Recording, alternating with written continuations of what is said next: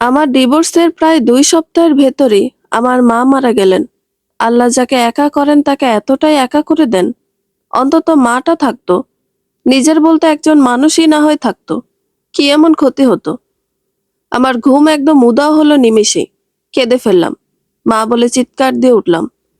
আমার সব হারানো আর না পাওয়ার মধ্যে এটা ধারে কাছেও কিছু নেই। মা অন্তত আমার হয়ে থেকে যেত। সবই তো হারিয়েছি আমি, আমার আর কেউ রইল না। আল্লাহ মাকে অন্তত আমার জন্য রাখতো, কেন রাখলো না? রাতের শেষ প্রহরে মায়ের মৃত্যুর খবর দিশেহারা করে তুলল।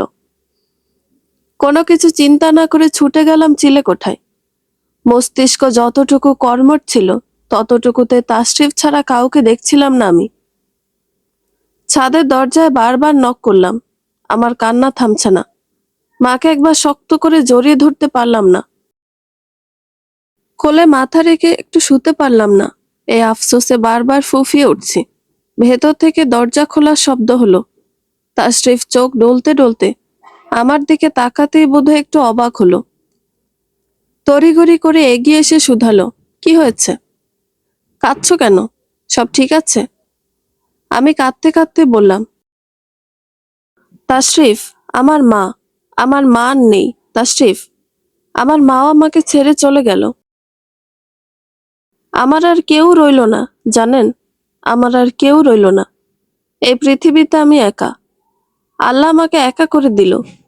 আমার মাও আমার জন্য রইল না তাশরিফ। তাশরিফ মুহূর্তের মধ্যে আরো একটু এগিয়ে এলো। আমার মাথায় হাত রেখে ভরসা দিয়ে বলল, কেঁদো না। আল্লাহ তোমার জন্য কাউকে না কাউকে রেখেছেন। রবের ফয়সালায় তুমি শেষ অবধি নিরাশ হবে না। তাশরিফ থেমে পুনরায় বলল, আন্টিকে দেখতে যাবে তো, তাই না? আমাকে 2টা মিনিট সময় দাও। তুমিও একটু ফ্রেশ হয়ে রেডি হয়ে নাও, এরপর বের হচ্ছি। আপনার অফিস? আজ প্রথম দিন ছিল। তোমারও তো ছিল। আমি আঙ্কেলকে বুঝিয়ে বলবো। তুমি দুশ্চিন্তা করো না। যাও, তৈরি হয়ে নাও। আমি মাথা নেড়ে চোখ গাল মুছে রওনা দিলাম। তাশরিফ পেছন থেকে ডাকলো। ফিরে তাকাতে বলল, আমি তোমার জন্য সব সময় আছি। যে কোনো সময়, যে কোনো প্রয়োজনে তুমি আমাকে পাবে, কথা দিচ্ছি। কিছু বলতে পারলাম না, শুধু নিশ্চুপ তাকে কিছুক্ষণ পর্যবেক্ষণ করলাম। নেমে এলাম। এরপর কি বলতে চায় উনি? অসম্ভব কিছু? বাস স্টেশন থেকে বাসে উঠে বসেছি অনেকক্ষণ, এখনো গন্তব্যে পৌঁছতে পারিনি। পথ যেন বিপদে আরো বেশি দীর্ঘ হয়, শেষ হচ্ছেই না। পুরো পথ মায়ের কথা, মায়ের সাথে কাটানো মুহূর্তগুলো মনে পড়ছিল। জানালার বাহিরে এক পলকে তাকিয়ে বারবার চোখের পানি ফেলছিলাম মাকে মনে করে। বাস এসে থামলো। তাশরিফ আমার পাশে থেকে উঠে দাঁড়িয়ে বাহিরটা একবার দেখে নিল। আমাকে বসে থাকতে দেখে বলল, বেরিয়ে এসো। দুজনে গাড়ি থেকে নামলাম। এখান থেকে মিনিট 5 হাঁটতে হবে। বাড়িটা আমি চিনি, পথটা চেনা। এই পথে আমি হেঁটেছি। মার আঙুল ধরেই সেদিন তার বাড়িতে গিয়েছিলাম আমি। আজ এ পথে পুনরায় এলাম, কিন্তু আমার মাটা আমার সাথে নেই। তারই মরা মুখ, নেতিয়ে যাওয়া নিশ্চল দেহখানা দেখতে যাচ্ছি। এরপর আর আমার মাকে আর কোনোদিন দেখতে পাবো না। মা, প্রিয় মানুষকে শেষবারের মতো দেখতে পারার মতো কষ্ট এ পৃথিবী তার হয়? হাতের বামে একটা স্টল। তাশরিফ সেদিকে একবার দেখে আমার দিকে তাকিয়ে বলল, আমি পানির বোতল নিয়ে আসি। চোখে মুখে একটু পানি দাও। আমি সাথে সাথে বলে উঠলাম, লাগবে না। এমনি চলুন। কতক্ষণ লাগবে এখান থেকে, মনে আছে তোমার? হ্যাঁ, হেঁটে যেতে 5 মিনিটের মতো লাগবে। কিছু খেয়ে নেবে? আমি অধৈর্য হয়ে উঠলাম। ভাঙা গলায় বললাম, আমি মাকে দেখব। তাশরিফা দাঁড়িয়ে সময় নষ্ট করলো না, চলো বলে নিজে আগে আগে রওনা দিল। বাড়িতে পৌঁছলাম। বাড়ির বাহিরেও রাস্তা অব্দি লোকে লোকারণ্য। এত এত মানুষ দেখে আমার আরো বেশি করে কান্না পেল। বুক ভারী হয়ে আসছে। সমস্ত শরীর অজানা কারণে কাঁপা শুরু করেছে। আমার পা চলা বন্ধ করে দিতে চাইছে। কোনো রকমে 1 পা 2 পা করে উঠছে। তাসরিফ হয়তো আমার অবস্থাটা বুঝলো। সে নিজেও চলা থামিয়ে আমার দিকে হাত বাড়িয়ে দিল। ভরসা জুগিয়ে বলল, আমি আছি না, থেমে যাচ্ছ কেন? এসো। চারপাশে লোকজন, যদিও মনোযোগ দিয়ে কাউকে দেখার কেউ নেই, তবু এ সময় তার হাতটা ধরতে বড্ড ইতস্তত বোধ হলো। আমি জানালাম, আমি যেতে পারবো। মাকে কোথায় রাখা হয়েছে জানি না। একজনকে জিজ্ঞেস করতেই একটা রুম দেখিয়ে দিল। সেদিকে এগিয়ে গেলাম।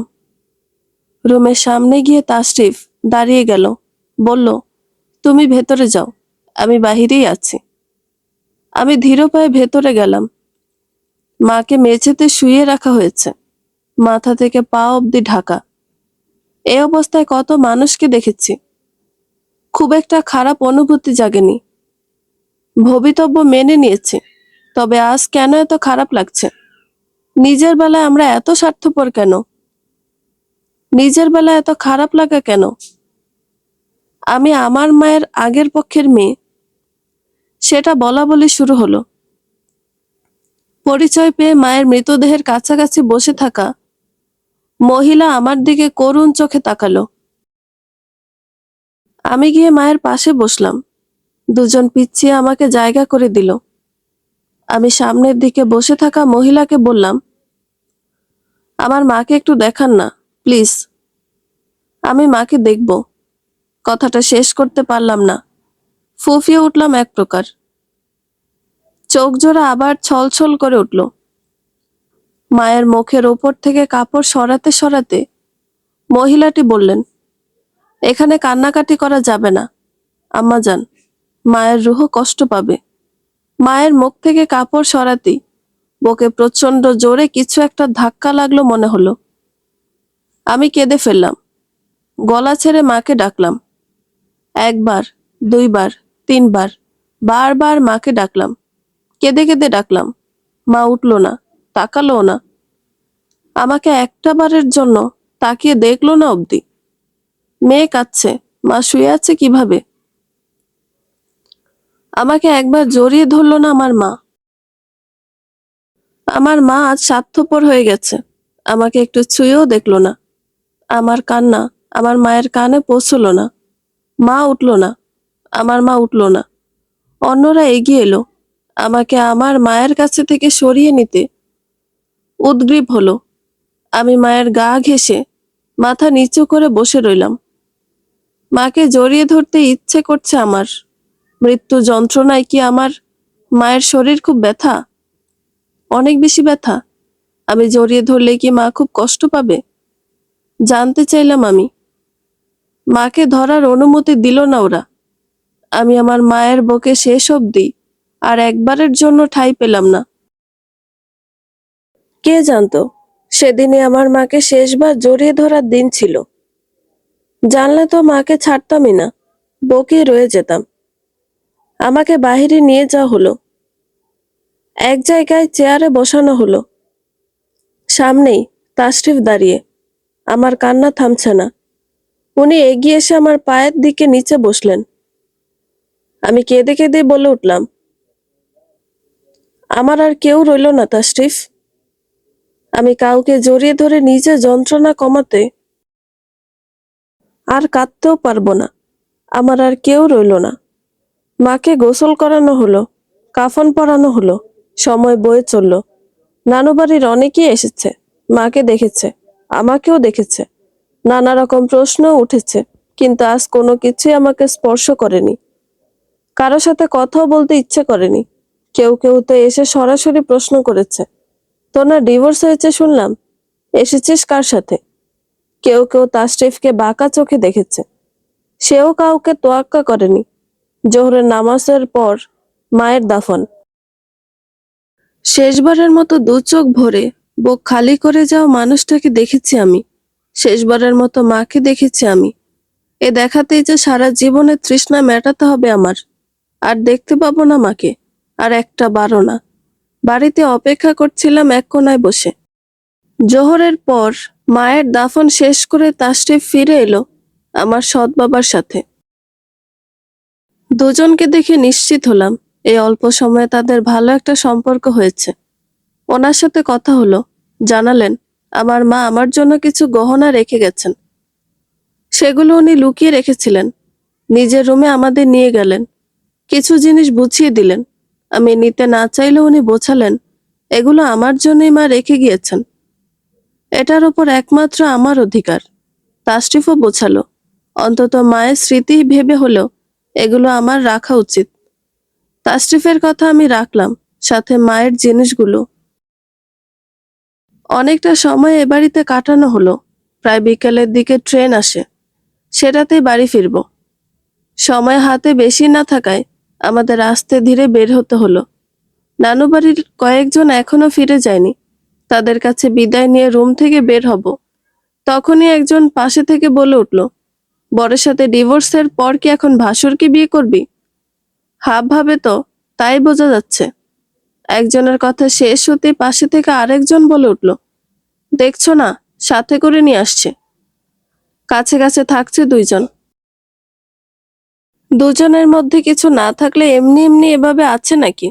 রাগে চল শক্ত হয়ে এলো আমার। কথাগুলো হজম করতে পারলাম না। একদম অসহ্য করার অপমানিত বোধ হলো, তবে ছেড়েও দিতে মন চাইল না। হাতের উল্টো পাশে মাকে হারানোর ব্যথায় ফোলা চোখের পানি মুছে তাদের দিকে তাকিয়ে বললাম, ওনার কথা বাদ দিন। আমি তো ভাবছিলাম আপনাদের কারো জামাইয়ের গলায় ঝুলে পড়ব। কার জামাইয়ের বেশি টাকা আছে বলেন তো? আমি কিন্তু সতীন হিসেবে খুব একটা খারাপ হব না। জামাইকে বিয়ে দিতে রাজি হলে এখানে দাঁড়িয়ে মুখ দিয়ে কথা বের করবেন, নইলে আমি এতগুলো মানুষের সামনে দুইজনকে জোতা পিটা করব। কাউকে মানব না। একদম মাথা থেকে পা অব্দি আতিথেয়তা চলবে বলে দিলাম। কথাটা বলেই সত্যি সত্যি পা থেকে জুতো খুলে হাতে নিলাম। রাগ এবং বিরক্তি চোখে তারা আমাকে কিছুক্ষণ দেখল এবং এরপর কিছু না বলে দ্রুত সেখান থেকে বেরিয়ে গেল। তাশরিফ এতক্ষণে পাশে থেকে বলে উঠল, প্রতিবাদ চাইলে আমিই করতে পারতাম, কিন্তু মনে হয়েছিল তোমার পরিচিতদের তোমারই সামলানো উচিত। হুম, বলে তার দিকে তাকালাম আমি। তাশরিফ সামনের দিকে হাত দিয়ে ইশারায় বলল, চলো। রাস্তার দিকে এগিয়ে আসতেই একটা ভ্যান চোখে পড়ল। এদিকে অল্প পথে যানবাহন হিসেবে এগুলোই চলে, কিন্তু এত ভেতরের দিকে আসতে চায় না তারা। এ সময় গাড়ি দেখতে পেয়ে তাশরিফ এগিয়ে গেল, পিছু নিলাম আমিও। ন্যায্য ভাড়ার চেয়ে বেশি ভাড়া চাইল রেল স্টেশন অবধি যেতে। উপায় না পেয়ে তাতেই রাজি হতে হলো। দুজনে উঠে বসলাম। চালক গাড়ি চালানো শুরু করলো। দুজনে চুপচাপ বসে আছি। আমি আবার মায়ের চিন্তায় ডুব দিলাম। পথের এপাশে ওপাশে দেখতে দেখতে ভাবলাম, হয়তো কখনো না কখনো এদিকে আমার মা এসেছে, হেঁটেছে, কারো সাথে কথা বলেছে। আর আজ আজ সে পৃথিবীর কোথাও আর নেই। ভ্যান এসে স্টেশনে থামলো। ভাড়া মিটিয়ে চালককে বিদায় করলো তাশরিফ। সিঁড়ির সম্মুখে দুজনে দাঁড়িয়ে তাশরিফ এক লোককে জিজ্ঞেস করে জানতে পারলো ট্রেন আসতে আধা ঘন্টা বা 45 মিনিট সময় লাগবে। হাতে মোটামুটি বেশ কিছু সময় আছে। তাশরিফ আশেপাশে তাকিয়ে মুহূর্ত কয়েক দেখলো, এরপর আমার দিকে তাকিয়ে বলল, ছোট একটা খাবার হোটেল দেখা যাচ্ছে, চলো সেখানে গিয়ে বসি। সারাদিন তো কিছু খাওয়া হয়নি, কিছু খেয়ে নেবে, চলো, এসো আমার সাথে। আমার খেতে ইচ্ছে করছে না তাশরিফ, বলেই তার দিকে তাকালাম। সে এগিয়ে এসে সামনে দাঁড়িয়ে বলল, অল্প একটু হলেও খেতে হবে। বিকেল হয়ে এসেছে, ও বাড়িতেও কিচ্ছু খাওনি। রাতে অল্প একটু জাস্ট খেয়েছিলে। রাত গিয়েছে, দিন যাচ্ছে। এভাবে থাকলে শরীর খারাপ করবে। বাসায় যেতে অনেক রাত হবে, শরীর আর সাথ দেবে না। তার চেয়ে চলো আমার সাথে।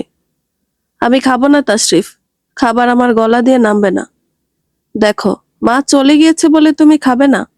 উনি এটা জেনে ভালো থাকবে? তোমার নিজের খেয়াল এখন নিজেকেই রাখতে হবে অনিন্দিতা। নিজেকেই নিজের শক্তি হতে হবে। ওনার কথায় আমার কান্না পেল। মা আর রাহাতের কথা একসাথে মনে পড়ল। একা লাগলো ভীষণ। মস্তিষ্ক জানান দিল, এ পৃথিবীতে এত এত মানুষের মাঝে আমার নিজের আর কেউ রইল না। আমি ভারী গলায় বলেও ফেললাম, আমার খেয়াল রাখার জন্য কেন কেউ রইলো না বলুন তো? জীবন আমার কাছে এখন বোঝা মনে হচ্ছে, এত ভারী। আমি বইতে পারছি না আর। একটা কাঁধ খুব দরকার, যেখানে মাথাটা রেখে আমি নিশ্চিন্তে একটু ঘুমোতে পারবো। তাশরিফ আমাকে অবাক করে দিয়ে আমার হাতটা ধরলো, টেনে নিয়ে সামনের দিকে অগ্রসর হতে হতে বলল, সব হবে তোমার। খুব জলদি তোমার 1000 বছর বাঁচতে ইচ্ছে হবে। এক প্রকার জোর করেই লোকটা আমাকে ভাত খাওয়ালো। এটা ওটা দিয়ে সেদে সেদে প্রায় ফুল পেট খেতে বাধ্য করলো। আমি শুধু মাঝে মধ্যে এই মানুষটাকে দেখছিলাম, কিভাবে আমার ওপর আধিপত্য বিস্তার করছে সে। আশ্চর্যের বিষয়, আমিও তার কথা মানতে শুরু করেছি। ধীরে ধীরে আমার জীবন চালনার রশি কি ওনার হাতে চলে যাচ্ছে। আমি ওনার ওপর নির্ভরশীল হয়ে যাচ্ছি। খাওয়া শেষ করে প্ল্যাটফর্মে এসে বসলাম। কিছুক্ষণ বাদেই ট্রেনও চলে এলো। তাশরিফ এসে টিকিট কেটেছিল। এসি কেবিন নিয়েছে উনি। এই সময় সাধারণ অন্যান্য বগিতে সিট পাওয়া যায় না। সারাদিনের ক্লান্তি শেষে দাঁড়িয়ে বাড়ি ফেরার শক্তি কারণেই ট্রেন এসে থামতেই সিট খুঁজে বসে পড়ি দুজন। আমাদের সাথেই সামনের সিটে দুজন বয়স্ক যুগল বসেছেন। বসার পরপরই তারা নিজে থেকে কথা বললেন। প্রথম দিকে সব মোটামুটি, তাদের কথাবার্তা প্রশান্তিকর মনে হলো। কখন যে ক্লান্ত শরীরে ঘুমিয়ে পড়লাম কে জানে। যখন ঘুম ভাঙলো তখন বুঝতে পারলাম নিজের শরীরের সমস্ত ভার তাশরিফের ওপর ছেড়ে দিয়েছি। ওনার কাঁধে মাথা রেখে ঘুমিয়ে কাটিয়েছে অনেকটা সময়। ঘুম পুরোপুরি ভাঙার পর নিজের অবস্থান আবিষ্কার করতে পেরে তাড়াতাড়ি করে সোজা হয়ে বসলাম। তাশরিফের দিকে তাকাতেই চোখে চোখ পড়ল। মুখটা ছোট হয়ে এলো আমার। বোথা মুখে বললাম, আমি আসলে বুঝতে পারিনি কখন ঘুমিয়ে গিয়েছি। তাশরিফ মৃদু হাসার চেষ্টা করলো।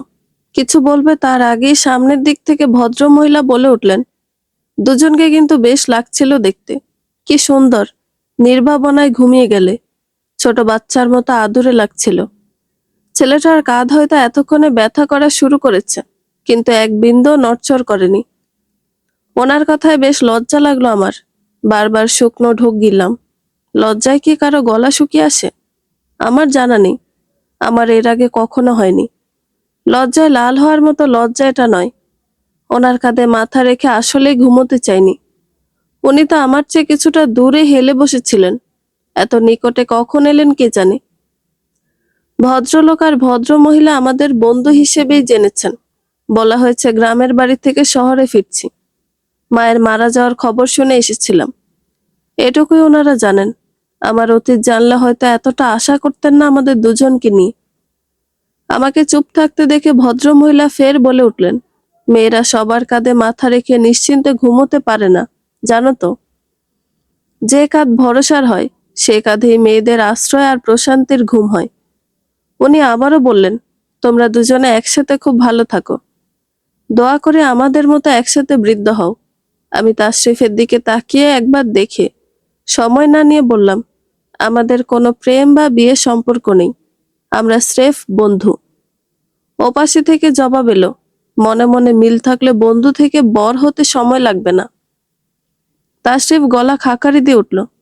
আমাকে ইশারায় থামতে বলে ভদ্রমহিলাকে উদ্দেশ্য করে বলল, আমাদের গন্তব্য এক নয় আন্টি। আমাদের জন্য দোয়া করবেন। আমরা যেখানেই থাকি ভালো যেন থাকি। মহিলার মুখটা চুপসে গেল। মলিন মুখে বললেন, তোমাদের জন্য অবশ্যই দোয়া করব, কিন্তু আমার মন বলছে তোমরা এক হবে। আমার মন যা বলে তা সঠিক হয়। আমি জানি না কেন, তবে মনে হচ্ছে খুব শীঘ্রই তোমরা নিজেদের কাছে ধরা দেবে। মিলিয়ে নিও। আমি আর বোঝানোর বৃথা চেষ্টা করলাম না। বাহিরে দৃষ্টি নিবদ্ধ করলাম। চারদিকে অন্ধকার নেমেছে। কিছুক্ষণ পর পর দূরে আলো দেখা যাচ্ছে। তাশরিফ জানালো খুব তাড়াতাড়ি আমরা স্টেশনে পৌঁছে যাব। চুপচাপ বসে রইলাম কিছুক্ষণ। অপেক্ষা করলাম গন্তব্যে পৌঁছানোর। খুব বেশি সময় লাগলো না। যাত্রীরা ধীরে ধীরে নামার প্রস্তুতি নিতে উঠে দাঁড়াচ্ছে। আমরাও অপেক্ষা করলাম। তারা এগিয়ে গেলে আমরাও ধীরে ধীরে উঠব। অনেক রাত হয়েছে। বাসায় ফিরে ফ্রেশ হয়ে ঘুমোতে হবে। কিন্তু আজকে আর একেবারে নিঃসঙ্গ আমির চোখে ঘুম আসবে? এই পৃথিবী কি আমার মায়ের কমতে অনুভব কম করাতে পারবে? পারবে না। আমাদের সাথেকার ভদ্রলোক এবং ভদ্রমহিলা উঠে দাঁড়ালো। নিজেদের ব্যাগপত্র হাতে তুলে নিয়েছে। ভদ্রলোক সাবধানে জায়গা ছেড়ে বের হলেন। ভদ্রমহিলা কি ভেবে আমার দিকে এগিয়ে এলেন। মাথায় হাত রেখে বললেন, ছেলেটা খুব ভালো। আমি মানুষ চিনতে ভুল করি না। চোখ দেখে বুঝেছি সে তোমাকে পছন্দ করে। আমি যদি ভুল না করি তাহলে সে তোমাকে ভালোবাসে। তার ভালোবাসাকে মূল্যায়ন করবে, হারাতে দেবে না। স্টেশনে ভিড়। তাশরিফ প্রথমে ট্রেন থেকে নেমে পড়ল। ট্রেনের দরজার দিকে আমি দাঁড়িয়ে আছি। মানুষের ভিড়ে আমি নামার সুযোগ পাচ্ছি না। একে একে মানুষ উঠতেই আছে। আমাকে নামার পথটুকু খালি করে দিচ্ছে না। আমার বেহাল দশা দেখে তাশরিফ আবার উঠে এলো। ঠেলে ভিড় কিছুটা কমিয়ে আমার হাত ধরবে। আমি সাথে সাথে কি ভেবে যেন হাতটা সরিয়ে নিলাম। জোরপূর্বক হাসার চেষ্টা করে বললাম, আমি এবার পারবো, আপনিও আসুন। আমি আর তাশরিফের দিকে তাকালাম না, তবে বুঝলাম সে আমার দিকে অবাক হয়ে তাকিয়ে আছে। আমার কিছুক্ষণ আগে থেকে ওনার সাথে দাঁড়াতে, পাশাপাশি চলতে একটু ইতস্তত লাগছে। জানি না কেন এমন হচ্ছে। স্টেশন থেকে বেরিয়ে একটা গাড়ি নিলাম। কোনো থামাথামির নাম না নিয়ে সোজা বাসায় চলে এলাম। পুরো পথ আমি তাশরিফের সাথে কথা বলার সাহস করিনি। তাশরিফও বলেনি। চুপচাপ কেটেছে সময়। অন্য সময় হলে হয়তো উনি কথা বলতেন, কিন্তু এই সময় উনিও বলল না। গাড়ি এসে বাসার সামনে যখন থামলো, তখন রাত প্রায় 9:30। অনেক রাত হওয়ার কথা থাকলেও বেশ তাড়াতাড়ি আমরা বাসায় ফিরেছি। আমি গাড়ি থেকে নেমে পাশেই দাঁড়ালাম। তাশরিফ ভাড়া মিটিয়ে দিয়ে বলল, তুমি কিছু খাবার নেবে? ভাবছিলাম খিচুড়ি কিনে নিয়ে যাব। আমার হাতে ক্ষুধা লাগে। আমি নেব না। উনি আর না দাঁড়িয়ে বাসার ভেতরের দিকে এগিয়ে যেতে যেতে বললেন, চলো, আমিও নেব না। আমি ওখানেই দাঁড়িয়ে থেকে বললাম, আপনি নেবেন না কেন? আপনি তো নিতে চাইলেন। রাতে ক্ষুধা লাগলে কি করবেন? উনি থেমে গেলেন। আমার দিকে ফিরে বললেন, রুমে শুকনো খাবার আছে। তাছাড়া ভাবছি গোসল করতে যাওয়ার আগে ভাত চড়িয়ে যাব। ডিম ভেজে খেয়ে নেব। এসো। আমি আর কথা বাড়ালাম না। এখানে দাঁড়িয়ে ওনার সাথে কথা বলার শক্তি আমার নেই। কোনো কিছু ভালো লাগছে না। কি করলে ভালো লাগবে তাও জানি না। সিঁড়ি বেয়ে তাশরিফের পেছন পেছন উঠতে থাকলাম। আমার ফ্ল্যাটের সামনে এসে আমি থেমে গেলাম। তাশরিফ একবার দাঁড়াতে চাইলো বোধহয়, কিন্তু দাঁড়ালো না। উপরে উঠে চলে গেল। আমি দরজার লক খুলছি। এমন সময় সিঁড়ির ওখানে কারো পায়ের আওয়াজ পেলাম। তাকাতে দেখতে পেলাম তাশরিফ আবার নেমে আসছে। আমি ওভাবেই দাঁড়িয়ে রইলাম। উনি এসে আমার সামনে দাঁড়ালেন। ভ্রু কুঁচকে জিজ্ঞেস করলাম, কিছু বলবেন? তোমার কিছু হয়েছে? না তো, শরীরটা ভালো লাগছে না শুধু। তাছাড়া কিছু না? ওহো। দুপাশে মাথা নেড়ে জবাব দিলাম। উনি আবার জানতে চাইলেন, সত্যি বলছো? মিথ্যা কেন বলবো বলুন তো? ট্রেনের ভদ্রমহিলার কথা কি মস্তিষ্ক দখল করে রেখেছে? এজন্য কি এমন করছো? আমি দমে গেলাম। উনি আমার আচরণে সবটা বুঝে গিয়েছেন। আমি আর কিছু লুকোনোর প্রয়োজন বোধ করলাম না। ওনার দিকে তাকিয়ে বললাম, আমি আসলে আগের মতো হতে পারছি না। কেমন যেন লাগছে। উনি যদিও ভুল বলেছেন। ভুল বলেননি উনি। আমার চোখ জোড়া অটোমেটিক বড় বড় হয়ে গেল। গোল গোল চোখে তাশরিফের দিকে তাকিয়ে রইলাম। ওনার কথা আমি নিজ কানে ওনার মুখেই শুনলাম, অথচ বিশ্বাস করতে পারছি না। এক প্রকার অবিশ্বাস কণ্ঠে বলে উঠলাম, আপনি কি ভুলে যাচ্ছেন সবকিছু? না, আমি কিছুই ভুলিনি, ভুলছিও না। আমি রাহাতের বউ। আমাকে উনি কথা শেষ না করতে দিয়ে নিজে বলে উঠলেন, ছিলে। তুমি রাহাতের বউ ছিলে। এখন নেই। সেটাও মাত্র কয়েকটা দিন, মাসও হয়নি। তোমাকে কে বলেছে রাহাত তোমাকে ডিভোর্স দেওয়ার পর থেকে তোমার প্রতি আমার অনুভূতি জন্মেছে? ওনার এক একটা কথা আমার মাথায় বাজ পড়ার মতো মনে হচ্ছিল। কি বলছেন উনি? আমার জন্য ওনার অনুভূতি তৈরি হয়েছে, আবার সেটা আমার ডিভোর্সের পর নয় মানে? কি বলছেন উনি? ওনার মাথায় সমস্যা, নাকি আমি ওনার কথা বুঝতে পারছি না? আমি শুধু বড় বড় চোখে ওনার দিকে তাকিয়ে আছি। উনি আমার এমন অবস্থায় আবার বলে উঠলেন, আমার মনে হলো তুমি ট্রেনের ভদ্রমহিলার কথা বিশ্বাস করে নিয়েছো, আর তার কারণে আমার সাথে আগের মতো ভালোভাবে মিশতে পারছো না। আমি তোমাকে যত দূর চিনি, আমি যদি অন্য একটা মেয়েকেও বিয়ে করে তোমাকে প্রমাণ করি যে উনি সত্যি বলেননি, তোমার প্রতি আমার কোনো আগ্রহ, পছন্দ, ভালোবাসা, অনুভূতি, মায়া কিছুই নেই। তবুও তুমি বিশ্বাস করবে না, কারণ তুমি আমার এতদিনের তোমার প্রতি ব্যবহার, কর্মকাণ্ড সব হিসেব করে ফেলেছ। প্রথমেই তোমার মাথায় এসেছে একজন সাধারণ পুরুষ তার ছোট ভাইয়ের বউকে ডিভোর্সের পর রাত করে শহরে এনে আশ্রয় দেবে না, নিজের ফ্ল্যাট কোনো পুরুষ ছাড়বে না। সব মিলিয়ে নিয়েছো তুমি। তাশরিফ থামলো। আমার মুখে কোনো কথা নেই। আমি চুপচাপ ওনার কথা শুনে যাচ্ছি। বুঝতে পারছি না ওনার আর কি কি বলা বাকি। তাশরিফ একটা প্রলম্বিত শ্বাস ফেলল এবং আবার বলতে শুরু করলো, আমি বুঝে গিয়েছি তুমি আমার সাথে আর কথাটাও বলবে না। হয়তো এই জন্যই মনে হলো তোমার মনে সন্দেহ জাগার চেয়ে পরিষ্কার একটা বিষয় জানা প্রয়োজন। আমি ভ্রু শটান বিস্তৃত করে পূর্ণ দৃষ্টিতে চাইলাম। গলা খাদে নামিয়ে বললাম, আপনি এসব কি বলছেন? উনি মাথা নিচু করলেন,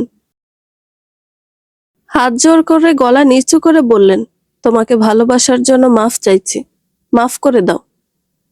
পরিশীলিত শব্দে বললাম, তাশরিফ ভাই ডাকতে নিষেধ করেছিলেন এজন্য? উনি উপর নিচে মাথা নাড়লেন। আমি অনুযোগ ভরা কণ্ঠে জানতে চাইলাম, আজকের দিনে এমনটা হতে হলো? আজকে এই ভদ্রমহিলার ওসব বলে আমার মনে সন্দেহ ঢুকিয়ে দিতে হলো? আপনার এসব আজই বলতে হলো? মাকে হারিয়েছি আজ আমি। আমার এমনিতেই কেউ নেই। যাকে ভরসা করতে শুরু করেছিলাম সেই আপনিও এমন করলেন। সব খারাপ কি আমার সাথে হলো আজ? আমি বিশ্বাস ভাঙিনি কোনোভাবে। আমি তোমাকে কখনো কথা দিইনি যে আমার তোমার প্রতি কিছু জন্মাবে না। আপনি ভাবলেন কিভাবে যে যার সাথে আমার বিয়ে হয়েছিল, ডিভোর্স হয়েছে, তারই বড় ভাইয়ের সাথে আমি সম্পর্কে জড়াবো? কিভাবে ভাবলেন?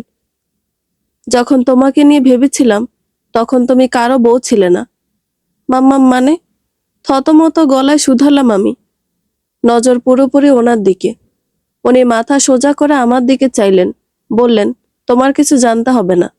শুধু জেনে রাখো, তোমার প্রতি আমার অনুভূতি আমার অনেক পুরনো, অনেক অনেক পুরনো।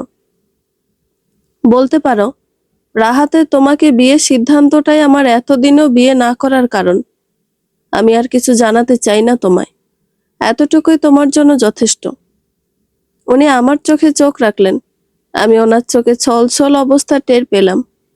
উনি আমাকে প্রতি মুহূর্তে অবাক করে যাচ্ছেন। এই মানুষটাকে আমি কোনোভাবেই নিজের মস্তিষ্ক দিয়ে বিশ্লেষণ করতে পারছি না। তাশরিফ চাপা গলায় বলে উঠল, তোমাকে পাওয়ার আশা কখনো আমি করিনি। তবে ইদানিং ধীরে ধীরে লোভ হচ্ছে। লোভী হয়ে উঠছি আমি। তোমাকে এখন বলতে পেরে ভালোই হলো। পুরনো অনুভূতি পুরোপুরি জেগে উঠলে আবার সমস্যা। তুমি আমাকে না চাইলে জোর তো আর করতে পারবো না। তবে কখনো আমার হতে চাইলে বলো, আমি জড়িয়ে নেব তোমায়। আমি আর কোনো কথা শোনার মতো পরিস্থিতিতে রইলাম না। আমার মাথা কাজ করছে না, মস্তিষ্ক সব কথা ধরতেও পারছে না। আমি শুধু এক হাতে দরজা খুলে ওনার সামনে থেকে পালিয়ে এলাম। ওনার মুখোমুখি দাঁড়ানোর, ওনার কথা শোনার, প্রত্যুত্তরে কিছু বলার শক্তি আমার নেই। আমার কোনো সিদ্ধান্তে পৌঁছানো বা কোনো কিছু মোকাবেলা করার সামর্থ্য আমার নেই। আমি নিঃশেষ হয়ে যাচ্ছি। আমার কিছুই নেই। মা মারা যাওয়ার দিন আমার প্রাক্তন স্বামীর ভাই জানান উনি আমাকে ভালোবাসেন। বিষয়টা শুধু পছন্দের ক্ষেত্রে নয়, আমার ডিভোর্সের 1 মাসও হয়নি। এটুকু সময়ের মধ্যে এত বড় কথা হজম করা আমার জন্য সহজ নয়।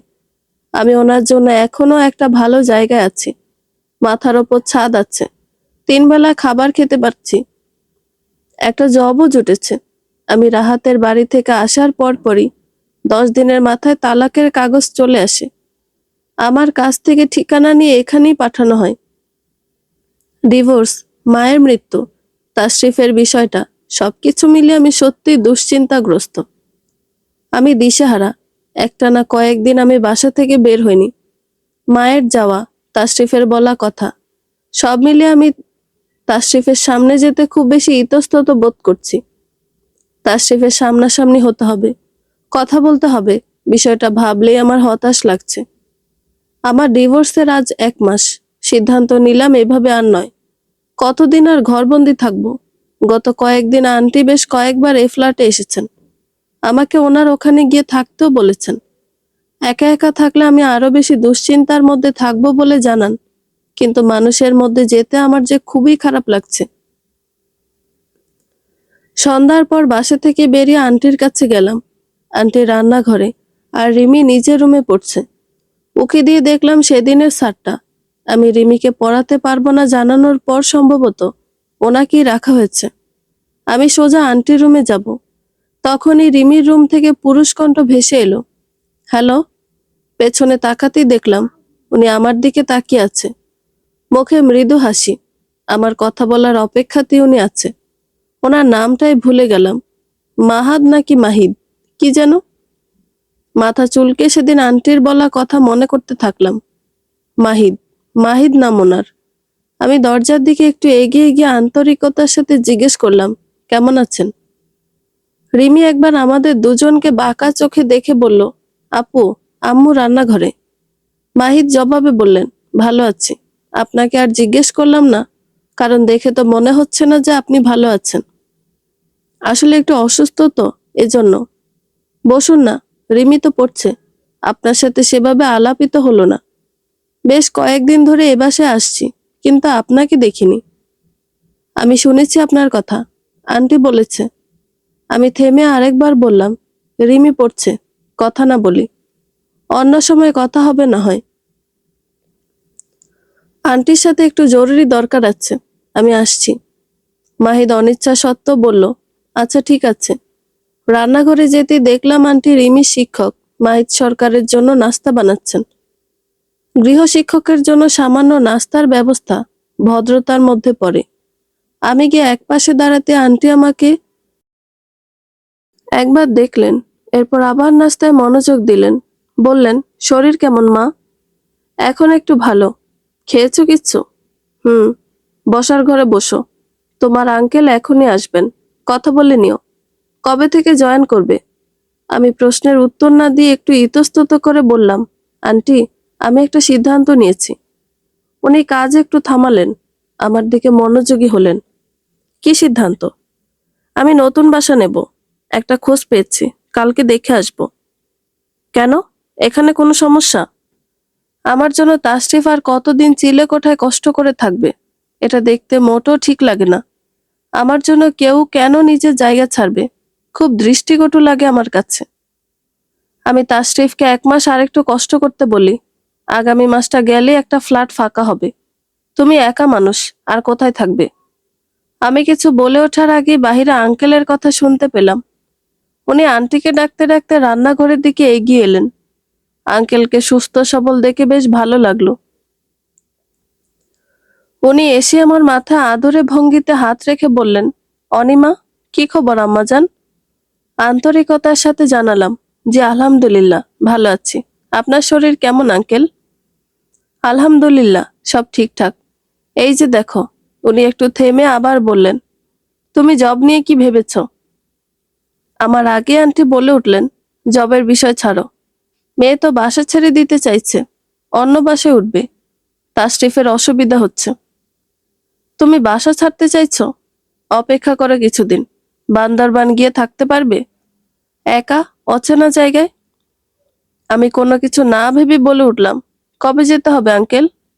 বান্দরবান শাখায় কবে প্রয়োজন আমাকে? আমি যে কোনো পোস্টের জন্য তৈরি। আমি প্রথম থেকে তাশরিফের কর্মকাণ্ডে মুগ্ধ। না, প্রিয় পুরুষ, প্রেমিক বা অন্য কিছু আমার ভাবনায় আসেনি। এসব ভাবার সাহস আমার নেই। প্রাক্তনের ভাইকে নিয়ে আমি কিছু কিভাবে ভাবতে পারি? আমার কলিজা এত বড় নয়। এক ভাইয়ের ছেলের বউ থেকে বোনের ছেলের প্রিয় মানুষ হওয়ার কোনো শখ নেই আমার। আমি নিজের জীবন গুছিয়ে নিতে একটা সুপুরুষ অবশ্যই আশা করি, হয়তো তাশরিফের মতোই কাউকে, কিন্তু তাশরিফকে নয়। তার সবচেয়ে বড় কারণ হয়তো রাহাত আর তাশরিফ ফুফাতো ভাই। তাদের মধ্যে কোনো সম্পর্ক না থাকলে বোধহয় আমি কোনো একদিন সাহস করতাম। আমি সংসার লোভী মেয়ে, সংসার আমার ভাগ্যে জোটেনি। উনি সুপুরুষ, যে কোনো মেয়েই ওনাকে চাইবে, কিন্তু পরিস্থিতির সাপেক্ষে সেটা আমার জন্য কঠিন। আমি পারবো না সমাজ, পরিবার, আত্মীয় সবার সাথে আজীবন যুদ্ধ চালিয়ে যেতে। আমি সবসময় সবাইকে জবাব তো দিতে পারবো না, সহ্য করতে পারবো না। এত কিছু ভেবেই আমি আঙ্কেলকে তাড়া দিলাম, যত তাড়াতাড়ি সম্ভব আমি যেতে চাই। আমি তাশরিফের কাছ থেকে পালাতে চাই। আমি ওনার সামনে থেকে ওনাকে এড়িয়ে চলতে পারবো না। ওনার সাথে খারাপ ব্যবহারও আমি করতে পারবো না। উনি আমার অনাগ্রহ, খারাপ আচরণ কোনোটাই ওনার প্রাপ্য নয়। আঙ্কেল জানালেন তিনি খুব তাড়াতাড়ি আমার বিষয়টা জানাবেন। বসার ঘরে এসব নিয়ে, বান্দারবান এলাকা নিয়ে, অফিস নিয়ে অনেক কথা হলো আমাদের। রাত হয়ে এলো। না খেয়ে আন্টি বাসা থেকে বের হতে দিলেন না। উপায় না পেয়ে খাওয়া দাওয়া করেই বাসার উদ্দেশ্যে উঠতে হলো। আন্টিদের ওখান থেকে বের হব, তখনই রিমি আমাকে ডেকে দাঁড় করিয়ে সে এগিয়ে এসে বাহিরে এসে দাঁড়ালো। আমাকে পা থেকে মাথা পর্যন্ত একবার দেখলো, এরপর আমার দিকে তাকিয়ে বলল, তুমি তাশরিফ ভাইয়ার বন্ধু নও, তাই না? আমি শুকনো ঢোক গিললাম। রিমি আবারও বলে উঠল, তাশরিফ ভাইয়া তোমাকে পছন্দ করে, ভালোবাসে। আমি অবাক চোখে রিমিকে দেখলাম। কি সব বলছো রিমি? তুমি আমাকে বলো এটা সত্যি?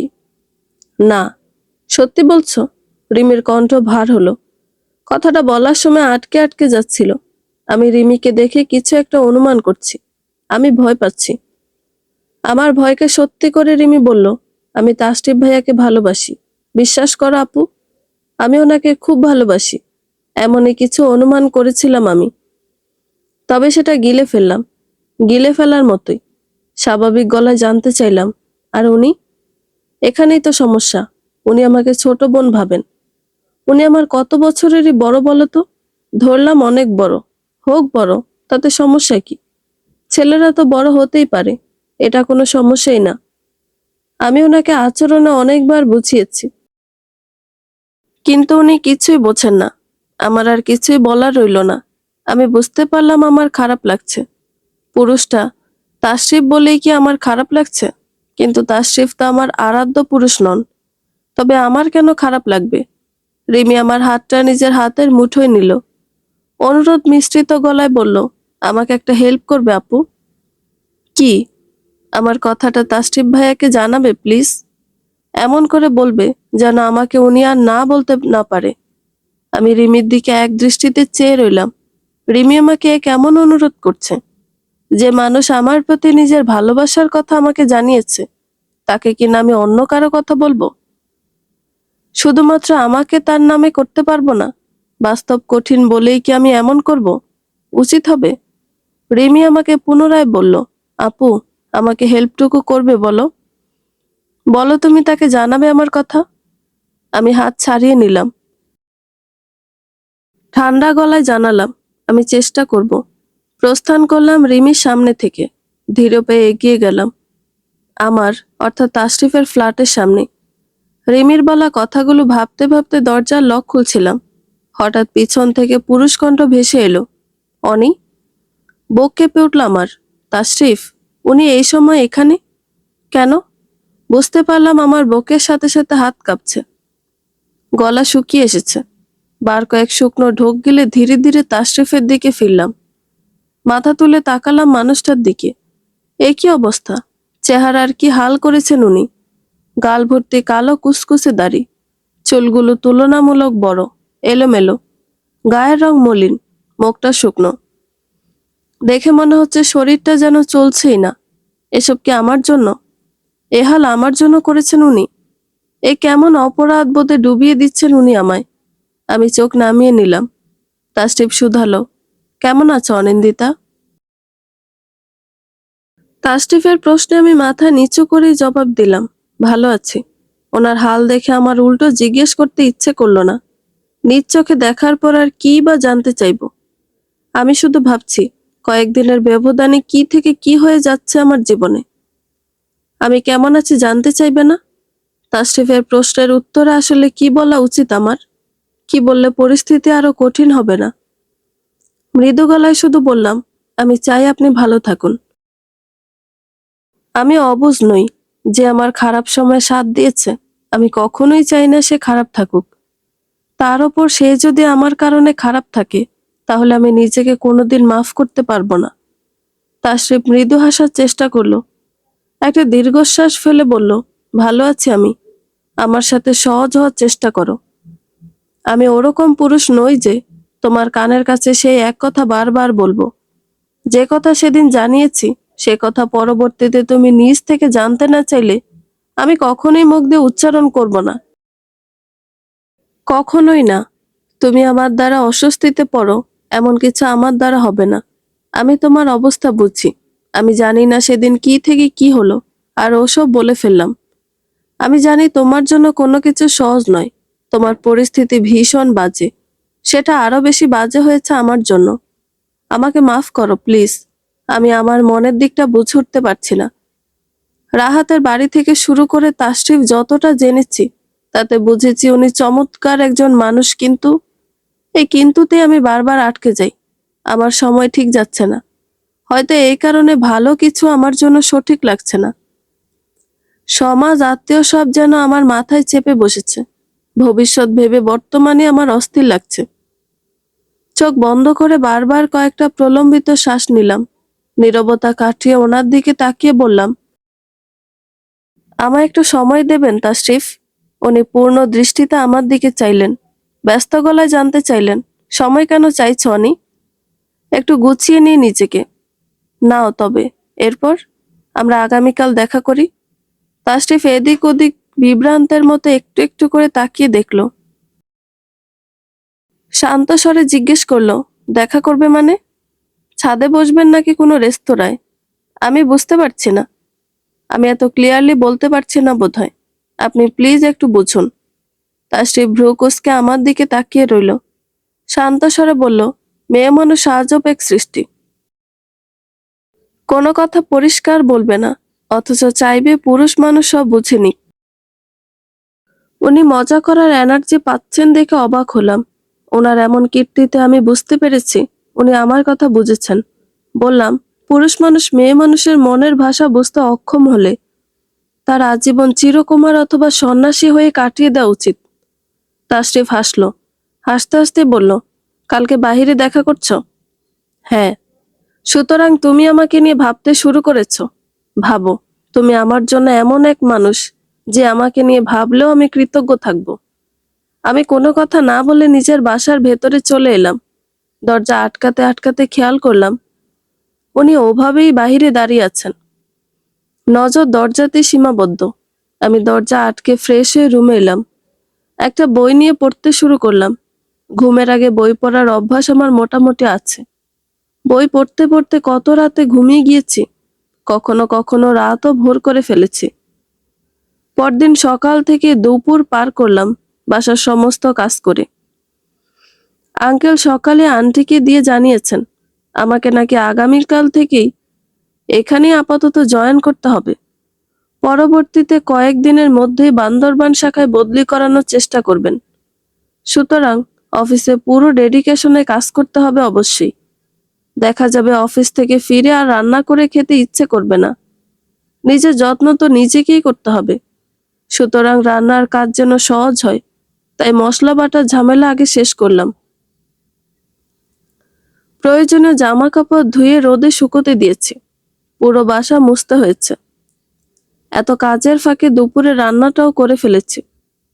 সারাদিন কাজ করে ক্লান্ত শরীর নিয়ে গোসলে গেলাম। গোসল শেষ করে চুল ভালো করে না মুছে তোয়ালে জড়িয়ে খেতে বসলাম। সারাদিন এত পরিশ্রম শেষে ক্ষুধায় পেট ব্যথা করা শুরু করেছিল।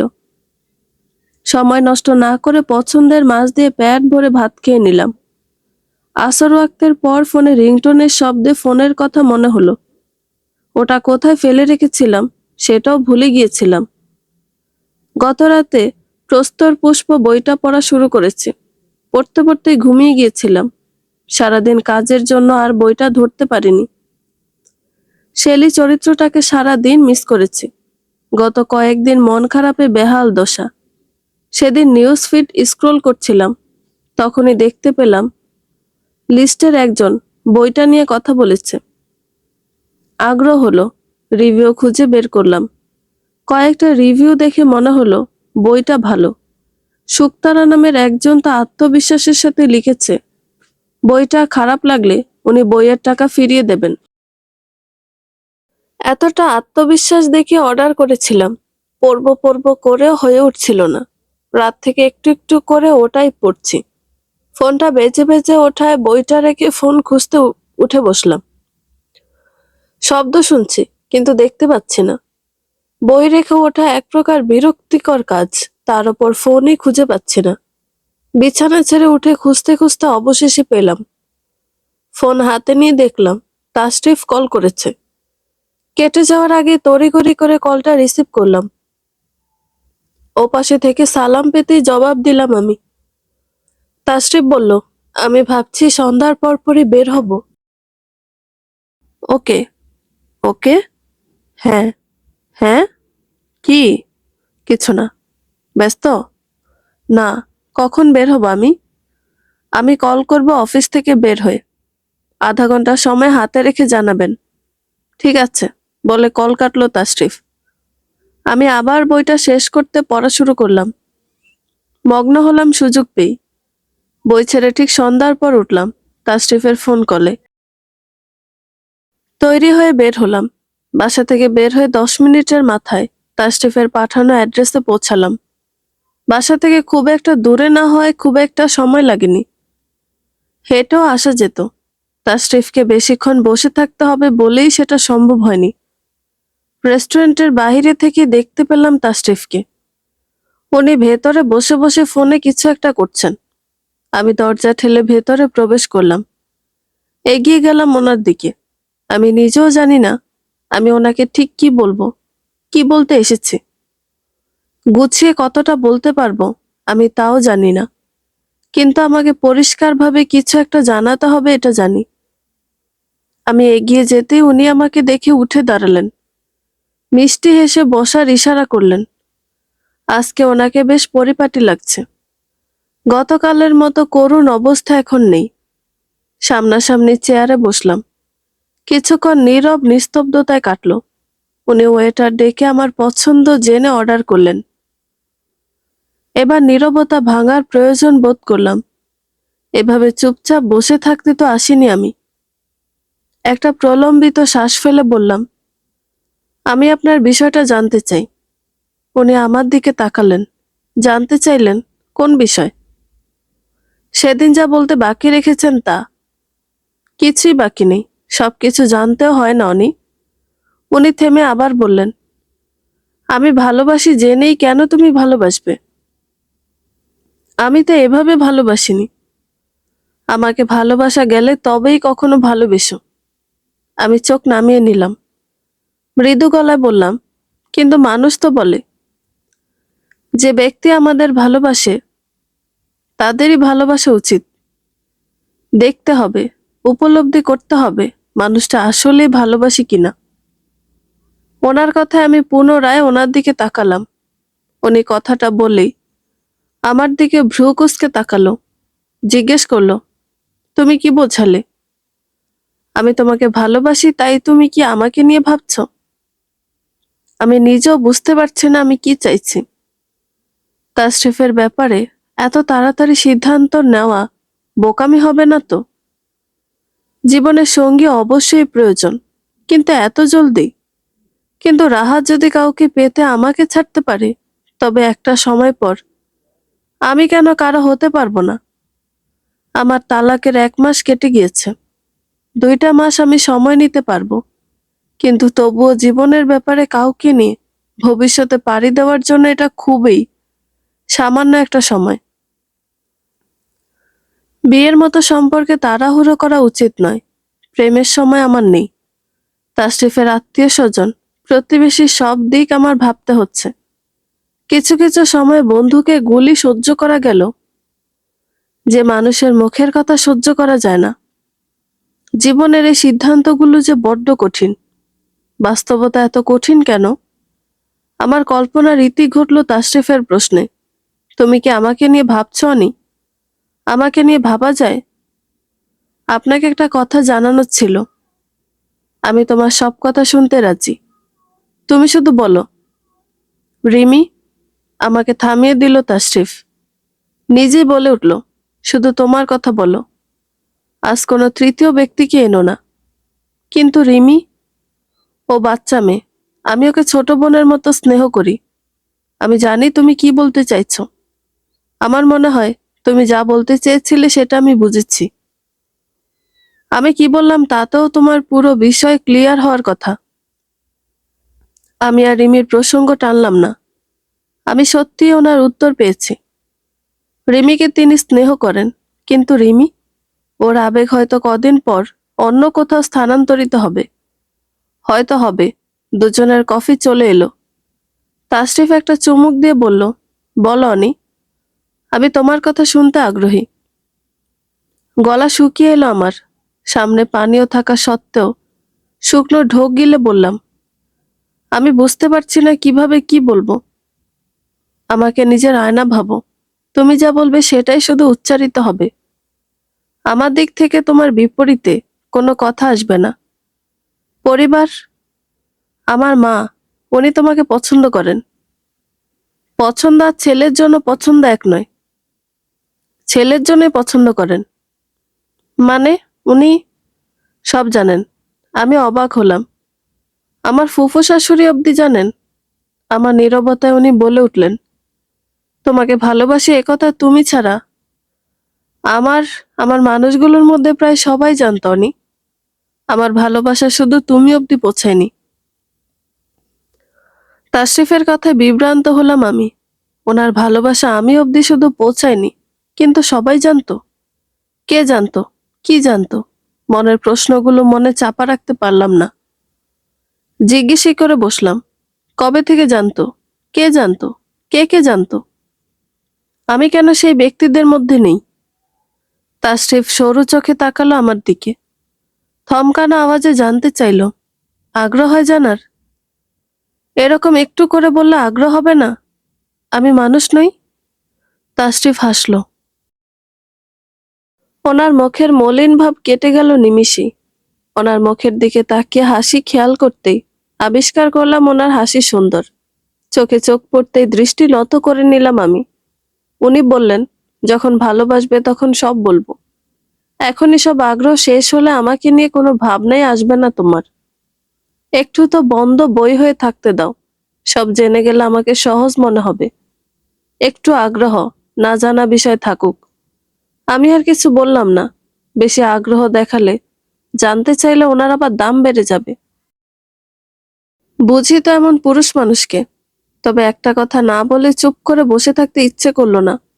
বিবশ মুখে জানতে চাইলাম, এখন আগ্রহ জিয়ে রাখতে কিছু জানাচ্ছেন না? যখন জানাবেন তখন যদি আপনার প্রতি আর আগ্রহ না থাকে, তখন কি করবেন? তখন তো সময় বেশি খারাপ হবে, তাই না?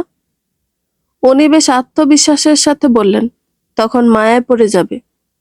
মায়ায় পড়লে কাছের মানুষটা খোলা বই হলেও একটার পর একটা পৃষ্ঠা উল্টে পাল্টে পড়তে ইচ্ছা হবে। জানতে ইচ্ছা হবে, শেষ অবধি যেতে ইচ্ছা হবে। তখন আগ্রহ অনেক বেশি উপলব্ধি করতে পারবে। তাশরিফ থেমে আবার বলল, তুমি চাইলে আমি তোমাকে এখনই জানাতে পারি, কিন্তু বিশ্বাস করো, আমার প্রতি কোনো কিছু তোমার কমবে না, বরং বাড়বে। আমার এখনই কোনো কিছু হবে না তাশরিফ। মেয়েরা ভীত হয়। শুকনো ঢোক গিলে কাঁপা কাঁপা গলায় আবারও বললাম, ঘর ভাঙা মেয়ে সহজে আরেকটা ঘরের স্বপ্ন দেখার সাহস করে না। তুমি একবার সাহস করেই দেখো। আরেকবার ভাঙবে না তার নিশ্চয়তা কি? তাশরিফ দৃঢ় বিশ্বাসের সাথে বলল, যদি সম্ভব হতো তাহলে আমি তোমাকে আমার জীবন থাকতে কোনোদিন ছাড়তে পারবো না। তা বিশ্বাস করাতে কাবিন আমার প্রাণ লিখে দিতাম। সম্পর্কের শেষে আমার মৃত্যু নির্ধারিত হতো। ওনার কথার পরে আমি বলার মতো সহজ আর কিছু বলার মতো পেলাম না। কি বলবো আমি? কি চাই আমি? ডিভোর্সের 1 মাসের মাথায় প্রাক্তনের ফুফাতো ভাইকে নিয়ে ভাবছি। এত তাড়াতাড়ি? লোকে কি বলবে? বর তালাক দেওয়ার পর 1 মাসের মাথায় অন্য আরেকজনের গলায় ঝুলে পড়লো। আর এত তাড়াতাড়ি কি আরেকজনের সাথে জড়িয়ে যাওয়া যায়? আচ্ছা, ব্যক্তিগত পুরুষ নামে যাকে জানতাম, মানতাম, সে আমাকে এক প্রকার খুন করেছে 1 মাস আগে। তার সাথে আমার সংসারই হয়নি। হাতে গোনা কয়েকটা দিন। না পেয়েছি তেমন ভালোবাসা, মায়া, ছোঁয়া, তেমন কিছুই না। সময় তো দূরত্বেই কেটে গিয়েছে। স্বামীর ভালোবাসা কেমন হয় তা তো আমার সেভাবে বুঝেই ওঠা হয়নি। তার আগেই তো সব শেষ হয়ে গেল। কেউ শুনলে সত্যি আশ্চর্য হবে। রাহাতের প্রতারণার জন্য আমি সেদিন কাঁদলেও তাকে ভালোবেসে আমি কাঁদিনি। তার প্রতি আমার সেভাবে টানই অনুভব করিনি প্রতারণার পর। কিন্তু তবুও সে আমাকে ছাড়ার পর আমি আরেকটা বার জীবন নিয়ে ভাবতে সাহস পাচ্ছি না। সময় প্রয়োজন বলে বোধ করছি। তাহলে আমি থাকাকালীন সে আমার সাথে প্রতারণা কিভাবে করলো? বুক কাঁপল না একবার? দীর্ঘশ্বাস ফেললাম। তাশরিফকে জিজ্ঞেস করলাম, একটা মেয়ে প্রতারিত হওয়ার পর ঠিক কতটা সময় নেওয়া উচিত কাউকে জীবনে জড়াতে? তাশরিফ আমার দিকে তাকিয়ে কফিতে শেষ চুমুক দিলেন। কফির মগ পাশে সরিয়ে রেখে হাতের উল্টো পাশে মুখটা ভালোভাবে মুছছে কোমল কণ্ঠে বলল, একটু সময় নেওয়া উচিত। নিজের পায়ে দাঁড়ানোর মতো অবস্থান তৈরি করা প্রয়োজন। মস্তিষ্ককে ঠিক এই জিনিসে উত্তীর্ণ করা উচিত যে একটা পুরুষের সঙ্গ প্রয়োজন মনের অসুখ সারাতে, জীবন কাটাতে, পেটের ক্ষুধা মেটাতে না। সুতরাং নিজের দায়িত্ব নিজে যেন নিতে পারে এমনভাবে নিজেকে তৈরি করা প্রয়োজন। সময় নিয়ে মানুষকে জানার চেষ্টা করে নিজের সাথে মিললে তবেই কিছু ভাবা উচিত। যদি একটা মানুষকে পুরোপুরি চেনা যায় তবে আস্থা রাখা উচিত। তাশরিফ থামল। এবার সামনের টেবিলের ওপর হাতে রেখে শরীরের ভার ছেড়ে দিয়ে আমার দিকে গভীর দৃষ্টি ফেলে বলল, ডিভোর্সি মেয়েটা যদি তুমি হও তবে তোমার ইদ্যতের সময় শেষ হলে আমাকে নিয়ে ভাবা উচিত। আমি মানুষটা তোমার অপেক্ষায়, তোমাকে সঙ্গ দিতে, পাশে রাখতে, কাছে রাখতে, ভালোবাসায় ভালো রাখতে আমি বেকুল। তাশরিফের মধ্যে আর কোনো রাগ ঢাকের বিষয় নেই। তিনি আমাকে ওনার সমস্ত অনুভূতি জানাতে ব্যস্ত। একটা মেয়ের এসবে লোভ হওয়ার কথা। মেয়ে মানুষ মানেই তো ভালোবাসা, যত্নে কাবু। কিন্তু আমার যে ভয় লাগছে, একজন পুরুষ একজন নারীতে সীমাবদ্ধ থাকে, সত্যিই থাকে। এই যুগে যে 90% পুরুষই রাহাতের মতো, বাকি 10% কি তাশরিফ থাকবে? সেই 10% পুরুষ কি আমার মতো সংসারলোভী মানুষের ভাগ্যে থাকে? আমার চোখ জোড়া কোনো কারণ ছাড়াই ছলছল করে উঠল। আবেগে চোখের জলে ভেসে যেতে ইচ্ছে হলো বোধহয়, কিন্তু নিজেকে সামলে নিলাম। তাশরিফ নরম কণ্ঠে জিজ্ঞেস করলো, তোমার কিছু বলার নেই? আমার কথা শুনতেই কি এখানে এসেছো? কিছু বলতে আসোনি? আমি মাথা নিচু করে চাপা গলায় বললাম, আমি জানি না কি বলবো। আমি জানি না কি করব আমি। বুঝলাম তাশরিফ আমার দিকে তাকিয়ে আছে, স্থির দৃষ্টি। আমি মাথা তুলতে পারলাম না। উনি বললেন, আমাকে বিশ্বাস করতে পারবে অনি? অন্তত সেই রাতের জন্য আমাকে একবার বিশ্বাস করে দেখো। আমি যদি তোমার বিশ্বাস রাখতে না পারি তবে আমার মৃত্যু সই আমি দলিল করে দেব। সেখানে লেখা থাকবে, আমি কোনোদিন তোমার সাথে প্রতারণা করলে তোমার হাতে আমার মৃত্যু নিশ্চিত হোক। মাথা তুলে তাশরিফের দিকে তাকালাম আমি। কাপা গলায় বললাম, আমার কাছে কোনো আশা ছাড়া আমাকে কিছু সময় দেবেন? আশা ছাড়া? হ্যাঁ, 6টা মাস অন্তত। তারপর 6টা মাস আমি আপনার কাছে সময় চাই। এই সময়ে আপনি আপনার ভালোবাসার কথা আমাকে একবারও জানাবেন না, বোঝাবেন না, দূরত্ব রাখবেন। 2 সপ্তাহ পর বান্দরবান যাচ্ছ, 2 সপ্তাহ দূরত্ব না রাখো অন্তত। কিন্তু এরপর? আমি দূরে থাকবো। আপনাকে নিয়ে যদি ভাবি, কিছু অনুভব করি, তবে আমি আপনার কাছে ফিরব। তাশরিফের মুখ মলিন হলো, শুধালো, অনুভব না করার সম্ভাবনা আছে? আচ্ছা, যদি অনুভব না করো তবে? একটা প্রলম্বিত শ্বাস ফেলে বললাম, আমার মৃত্যু অবধি যদি আপনি আমার ভাগ্যে থাকেন তবে রব যেন আমার মধ্যে আপনার জন্য ভালোবাসা তৈরি করে দেয়। যদি সেটা তৈরি না হয় তবে নির্দিষ্ট সময় কেটে গেলে আপনি আমার সাথে যোগাযোগ করবেন না। তাশরিফ মুহূর্ত কয়েক একইভাবে আমার দিকে তাকিয়ে রইল।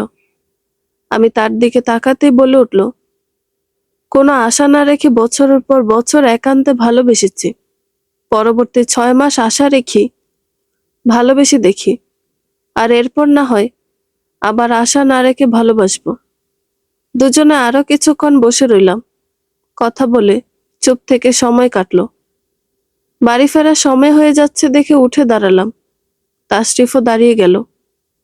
আবদারের সুরে বলল, বাড়ি একসাথে যাই। বন্ধুরা, গল্পটি ভালো লেগে থাকলে একটা লাইক করে দিবেন এবং গল্প সম্পর্কে কোনো মতামত জানানোর থাকলে কমেন্ট করতে পারেন। গল্পের বাকি অংশ শোনার জন্য চ্যানেলটি সাবস্ক্রাইব করে পাশেই থাকবেন। ধন্যবাদ সবাইকে। ভালো থাকবেন।